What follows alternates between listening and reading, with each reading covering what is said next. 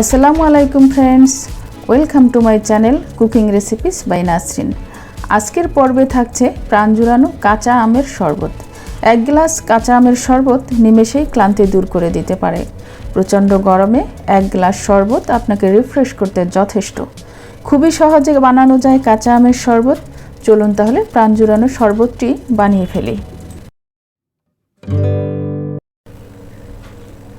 একটি কাঁচা আম নিয়েছি। আমটিকে সুন্দরভাবে ধুয়ে পরিষ্কার করে নিয়েছি। আমটির স্কিনটা ফেলে দিয়ে টুকরো করে কেটে নিয়েছি। একটি মিক্সার ব্লেন্ডার নিয়েছি। এবারে কিউব করে কাটা কাঁচা আম জারের ভিতরে দিয়ে দিচ্ছি। কিছুটা পুদিনা পাতা দিয়ে দিচ্ছি, ধনে পাতা দিয়ে দিচ্ছি,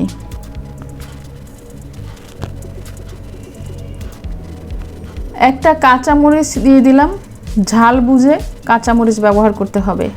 আমি এখানে 4 গ্লাস জুস বানাবো, আর তাই এরকম একটা কাঁচামরিচই যথেষ্ট। এবারে চিনি দিয়ে দিচ্ছি চায়ের চামচের 4 চামচ। চিনির পরিমাণ আপনাদের পছন্দ মতো কম বেশি করে নিতে পারবেন।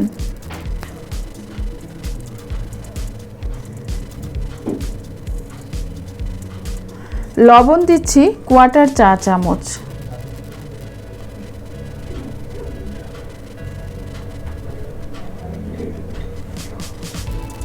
বিট লবণ দিচ্ছি 1/2 চা চামচ।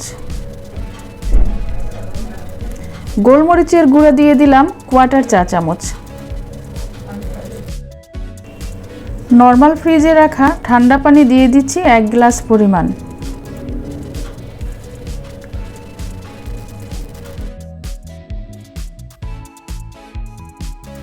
এবারে জারের ঢাকনাটা আটকে দিয়ে চলে যাচ্ছি ব্লেন্ড করতে। ভালোভাবে ব্লেন্ড করতে হবে। ভালোভাবে ব্লেন্ড করতে 2 মিনিটের মতো সময় লাগতে পারে। দেখুন জুসটা ভালোভাবে ব্লেন্ড হয়ে গেছে। এবারে একটি জগে ঢেলে নিচ্ছি।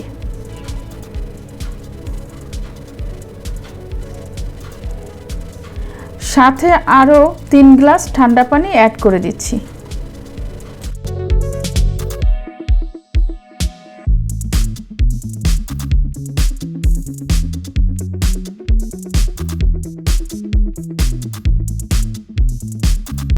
একটি চামচের সাহায্যে মিক্স করে নিতে হবে। এবারে জগটা সাইডে রেখে দিচ্ছি। দুটো শরবতের গ্লাস নিচ্ছি। জগ থেকে শরবতটা এবার ঢেলে দিচ্ছি।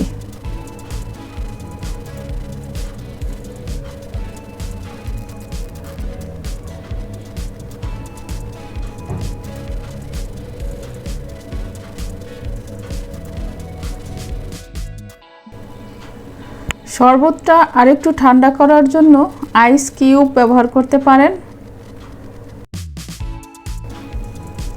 আর গার্নিশিংয়ের জন্য আমি এখানে পুদিনা পাতা ব্যবহার করছি।